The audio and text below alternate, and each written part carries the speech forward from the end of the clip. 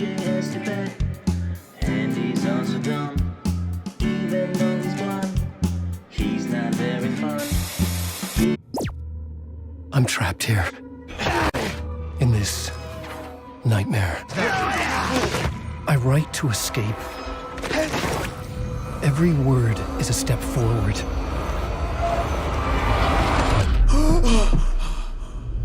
Into darkness. I'm glad you're on this case with me, Anderson. It's right up your alley. The victim was one of their own. FBI Special Agent Robert Nightingale. So you knew our victim? Only the rumors. He was chasing a writer. Someone knew they were here. Was playing a game with them. Killer left a message. It's for us. The text is about us. We were all trapped in a horror story. The horror story wanted us dead.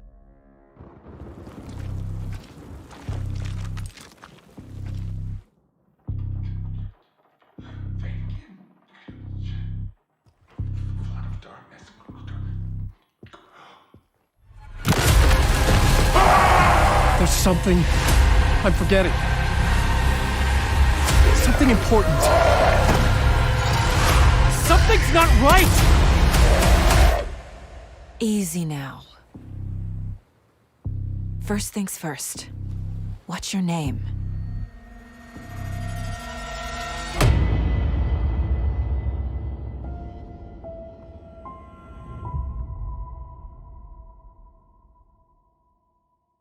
Hey there, it's Cookies, and I just have to go right off the bat that this announcement blew my mind. Just for background, I am the biggest Alan Wake fan there is. I'm even working on a 3-hour multi-part analysis video to be due out later this fall in anticipation of Alan Wake 2.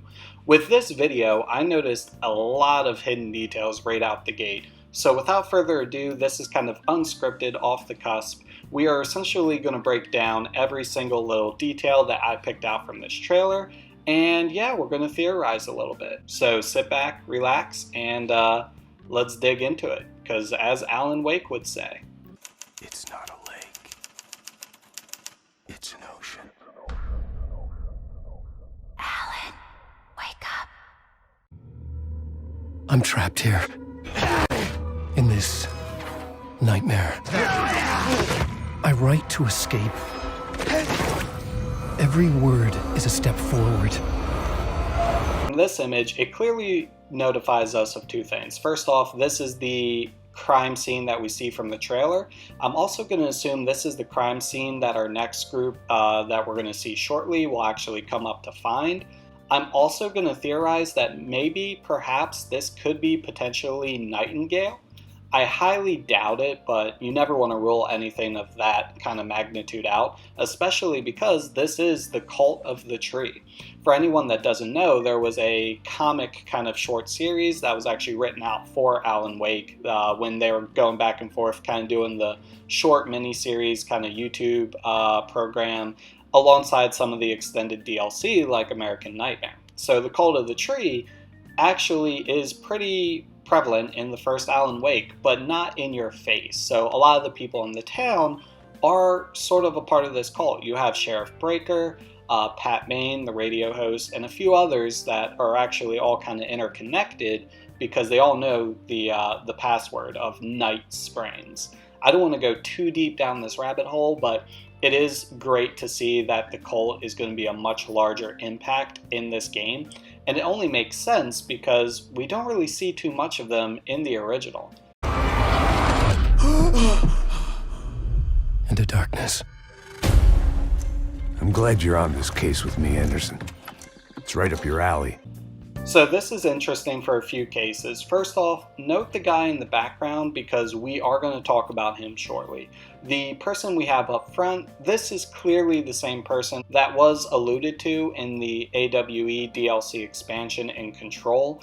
Alan Wake does write and narrate about a group of people that were predominantly coming to Bright Falls. This forest area we can all naturally assume is Bright Falls, and I kind of figured this was going to happen from the get-go, because Remedy loves doing this with its sequels. Similar to Max Payne 2, it looks like we'll actually be playing as two protagonists. So we're going to be playing as this FBI agent, and we'll also be playing as Alan Wake himself. The victim was one of their own, FBI Special Agent Robert Nightingale.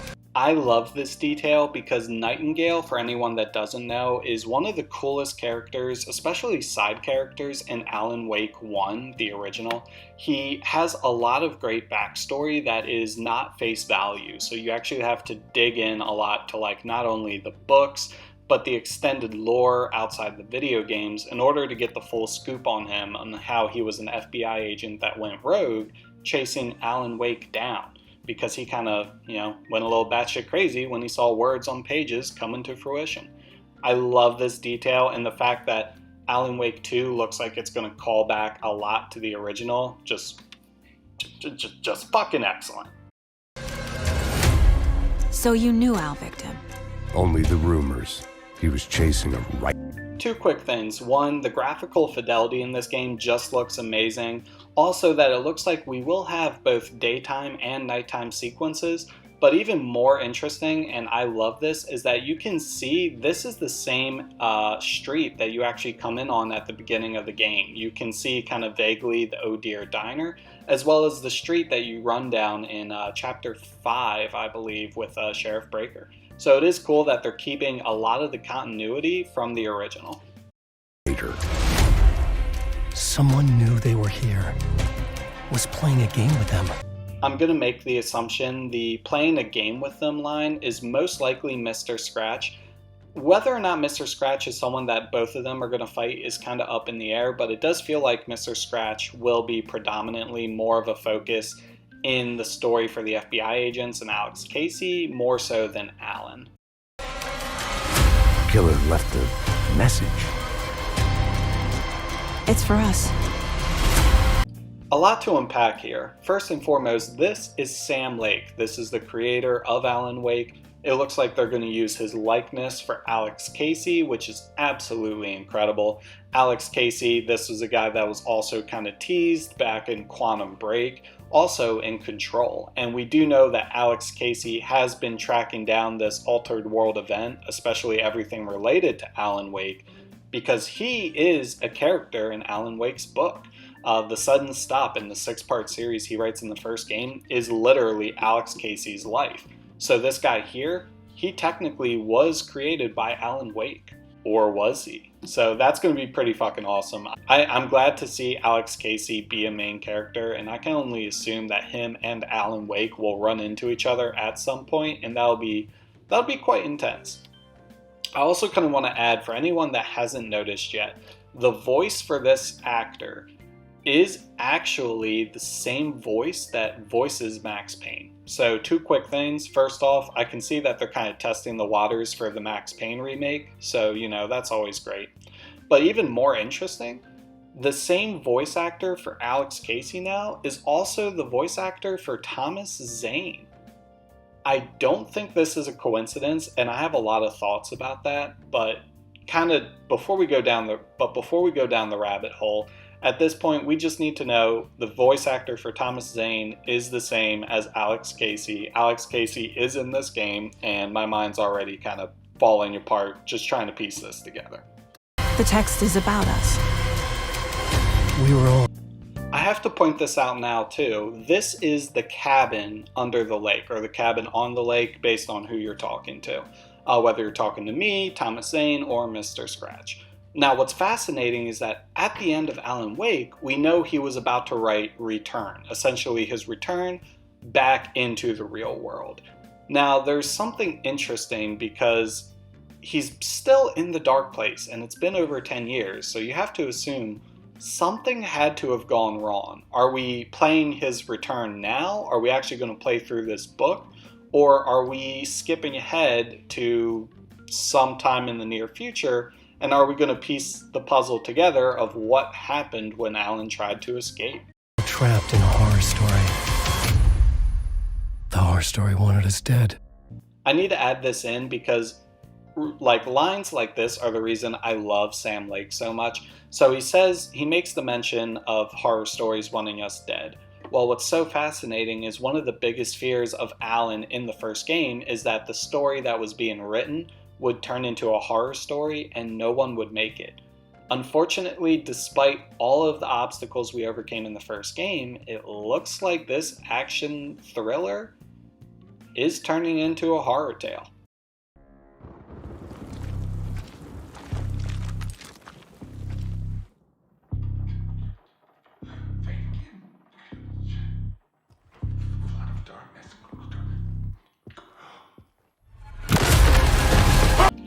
Another great detail, it looks like this is one of the tree cultists. You can kind of see with the armor and gear he's wearing, as well as like the antlers on the head. It's definitely wilderness themed and animalistic by nature. Another great detail, and this is kind of more gameplay oriented, we see that it's third person over the shoulder. It's going to be much closer to the character versus like the Alan Wake game where the camera is much more panned out. In the original Alan Wake, they really loved showing you being surrounded by dozens and dozens of people, and they wanted that overarching camera to give a cinematic flair.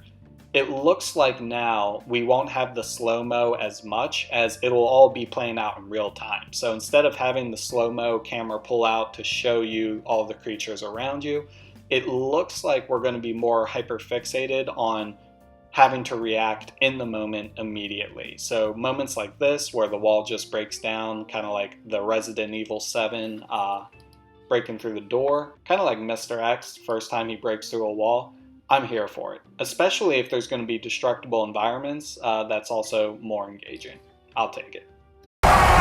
There's something I'm forgetting.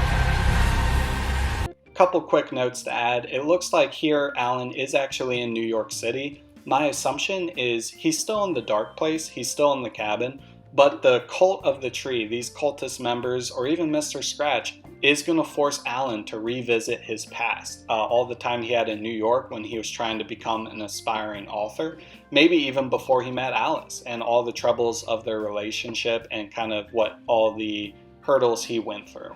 A lot of the dark parts of his past that he hasn't really faced, so to speak. So that's going to be quite interesting. Kind of see how the dark place starts manipulating and warping kind of the psychological nature of, a person. I also want to point out that Dr. Emil Hartman's treatment center for artists is still in Bright Falls, and it looks like we're going to go there. Not only that, but my assumption is we'll actually go there, but we'll maybe even perhaps get the origin story for Thomas Zane and Emil Hartman, because they were friends at one point, just like Alan Wake and Barry Wheeler. So I'm quite curious to see where the dualities there kind of take the story. Something important. I just gotta add, these dark presence creatures, they are so badass. I love the design on these. It looks like a lot of the monsters, there's going to be a mix of running to walking to like kind of scurrying and speed. It looks like they're going to play with your vision as well, and a lot of the lighting effects are going to make it harder in order to actually separate where these creatures are. Because if you look on the far right, you can see the one creature is actually completely engrossed in darkness. So the light versus dark mentality looks like it's going to play a much bigger feat than ever before. Some of the monster designs coming up too are also just so badass. You have a 6-armed creature and a few others that I cannot wait to see the total enemy count. In the original Alan Wake, there wasn't many variations on Taken, so it looks like they're going to expand it tenfold. Something's not right! Easy now. First things first. What's your name? See, now if someone played the first game, they would know that. My name's Alan Wake, and I'm a writer. Jackass.